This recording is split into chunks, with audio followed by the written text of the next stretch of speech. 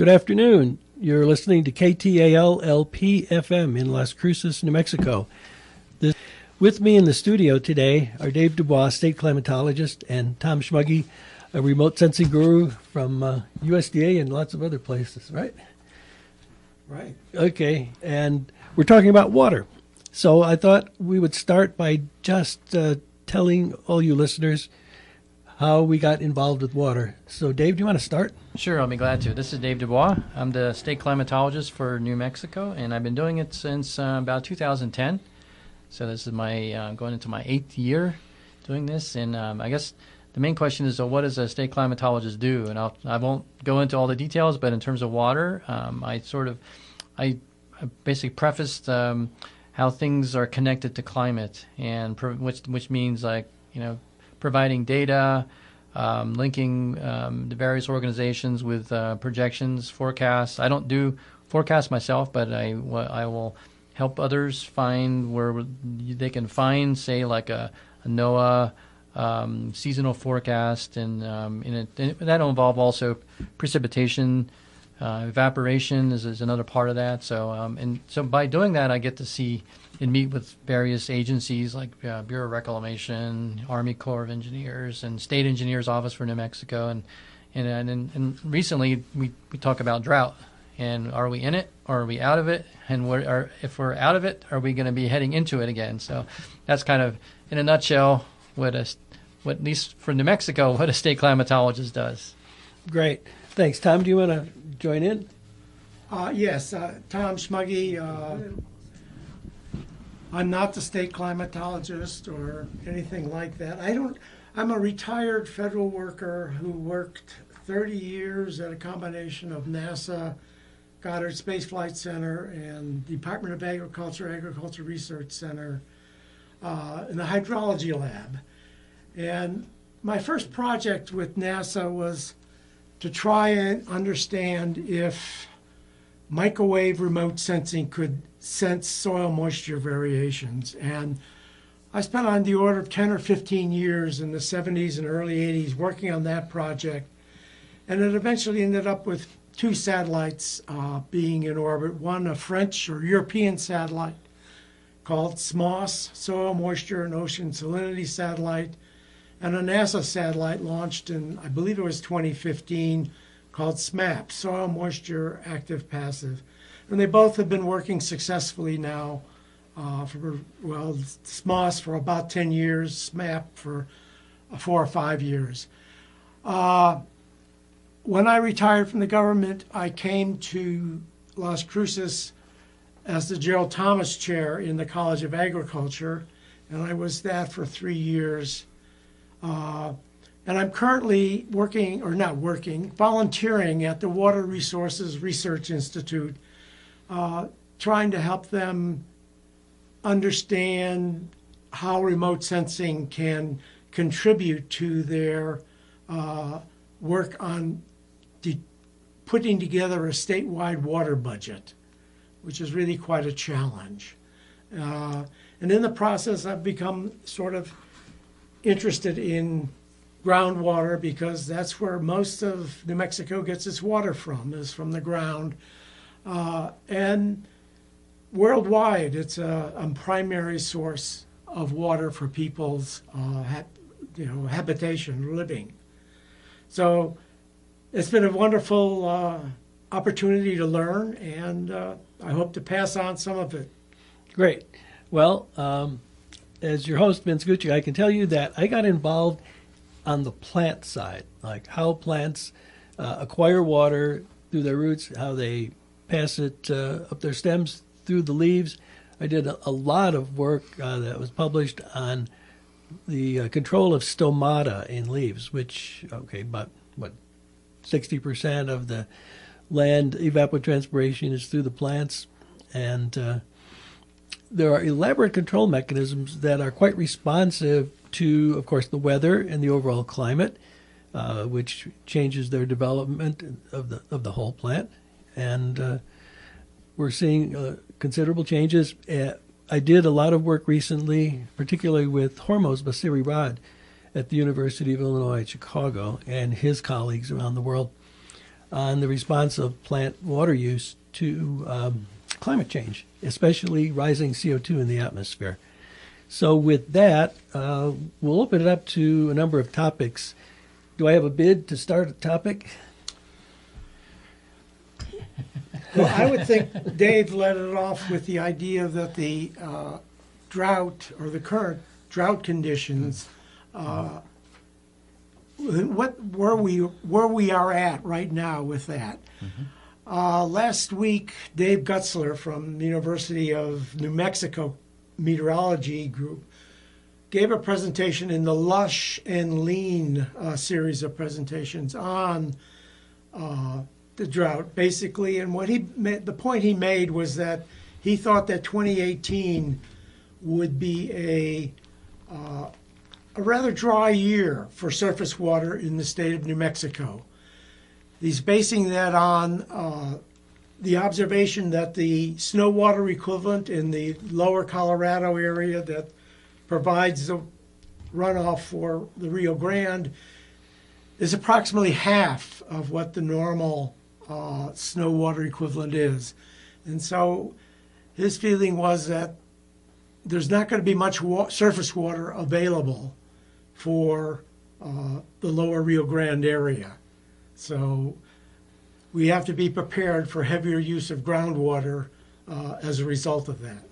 Yeah, it's that's for the Rio Grande Basin. It's we had a really slow start. We had almost nothing at the beginning of the winter, and like as Tom mentioned, we've only managed to get about 50-some% in over the basin, and that's not good. We had a good season last year, thankfully, which helped fill up some of our reservoirs. I know on the Pecos, the reservoirs are pretty full on that basin, but they're actually doing much worse than 50% this year. There's very little snow on the Pecos, so that's another concern. And that's a smaller storage on that basin. On the western side of the state, it's even worse yet. There's struggling alongside with Arizona, the mountains over there. We use the snow telemetry stations to gauge where we are, as Tom mentioned, and they're in pretty bad shape. And there's a lot of implications, not only just for lack of water, but for wildfires, and that's one of the things that a lot of people are, managers of land managers out there and ranchers are very concerned about that too. Right. Well, that brings up two comments. Hope I can squeeze them in. One is you mentioned more reliance on groundwater, and of course, some of the groundwater is direct flow, lateral flow from the river. Is that the correct term? Yes, infiltration from the river. Okay, so then just on this morning's, New Mexico Political Report, there was the decision by the U.S. Supreme Court to allow the United States as a party in the water case of New Mexico against Texas. So now there's three parties, and I don't think that bodes well for New Mexico. Do you? I don't know. I've never fully understood that, the compact and the suit. Being a non-native of New Mexico, I've never been, shall we say, fully cognizant of all the implications. Well, don't they say that it's, is it called conjoint management, the river and the groundwater that's basically flowing from the river? Right.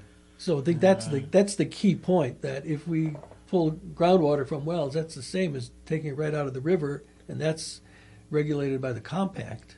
Well, I guess what I don't understand about that is El Paso pumps water out of the same aquifer, and why doesn't that count towards their share of the water? Similarly, Juarez, which is a much bigger community, gets their water from basically the same aquifer, the Mesilla Valley Basin. So I think it's an interesting problem, and I think Gary King made a very big mistake in suing or trying to break up the agreement between the Elephant Butte Irrigation District and the El Paso Irrigation District. Wow. Yeah, that was back in the 80s or what? No, that was when Gary King was Attorney General. Oh. So that was before 2013, something like that. Oh, okay. I was thinking of Bruce King. Sorry. Well, bottom line, I mean, is I don't see any good news out of this. I mean, the fact that it goes out to the federal case now, it's sort of out of our hands. I mean, we can present our case, but that's, I mean, and then, I mean, if you put it in the context of where we're heading with the forecast, and that was, I think, last week, Dave Gutzler and a few other folks at the Water Summit gave some pretty sobering projections of our water, and that was mainly for municipal, and and then we need to have a whole other discussion with agriculture in light of this lawsuit and what's projected to come in the future. The next dozen years, 20 years, by the end of the century, things are going to look very different. Well, who pulls out? Because municipal and industrial is, I don't know, a quarter of our water use or less, and the rest is irrigation, right? Right. Yeah. So they need to be on the table, at the table. Oh, we've got an expert here. Hold on. So. Tom? All right. Yeah. This was a chart from that the city of Las Cruces had to come up with a 40-year water development plan. I guess the state engineer required that. And one of the figures in it, well, actually a series of figures, shows the Lower Rio Grande Basin groundwater diversion by use. In agriculture, this is the year 2013. It also has plots for 2010, 11, and 12. But for 2013, which is a relatively dry year, the total diversion was 330,000 acre feet, of which 86% was for agriculture and 10% was for municipal domestic use. But if you take the middle Rio Grande, it's much more toward Albuquerque and its M&I use, right? Because they don't have as much agriculture irrigated as we do down here. That's probably true, yeah. right? I only have data for Las Cruces. Oh, okay. Yeah, and they also dip from the Chama as well. Oh, Albuquerque does? Yeah, through What the about Santa Azotea Fe? Tunnel. There's that.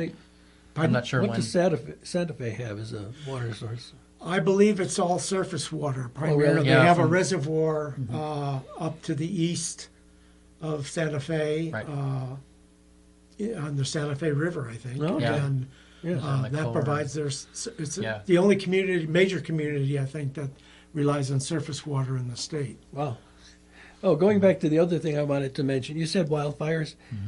You know Joel Brown or his work? Because Yeah. he gave a talk to the Unitarian Church Roundtable, and he cited a projection, and I don't know who made it, that by the turn of the century in 2100, we wouldn't have any forests in the western U.S. because of lack of water plus wildfires. How plausible does that sound? Well, I don't know about totally gone, but I mean, it's going to look very different. With the fire regimes, with the warming and we like this year last year we had a pretty good growth in the forages in the forests, and every year we get warmer. Yeah. And we get warmer, and we get warmer. I can Right. say that over and over, but it's sort of that train of trends of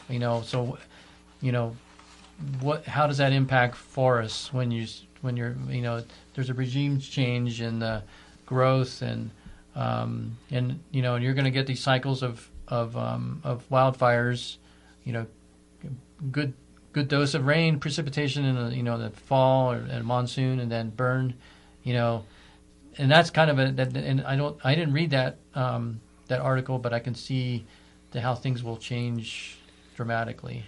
Right, and then High Country News, which is an interesting publication. Is that from Paonia, Colorado still? Started by, Tom Bell, rancher? Sounds familiar. Anyway, it has lots of interesting stories about the West, you name it, politics, environment, and so on. And there was an article saying that, a short one, that after the Cerro Grande fire, that they don't expect the forest in Jemez to recover. Yeah, I wouldn't be surprised at that. I mean, there's been a lot of impacts, and it's some of it's short term. There's been insects have been wreaking havoc on the pines and other. I mean, there's been many other problems on top of the long term climate change. There's been impacts to, as fires, and it's a regime change. I think. Yeah. I think I've listened to several talks on that, and it's invasives have taken over. So the fuels are different than it was in the past. So it's sort of do we put those into our projections? With their different evaporation rates because Right. the vegetation is different, Right. and it's not just small. It's over large areas, region based. Yeah. Let me take a quick break here for station break, and we'll get back to this.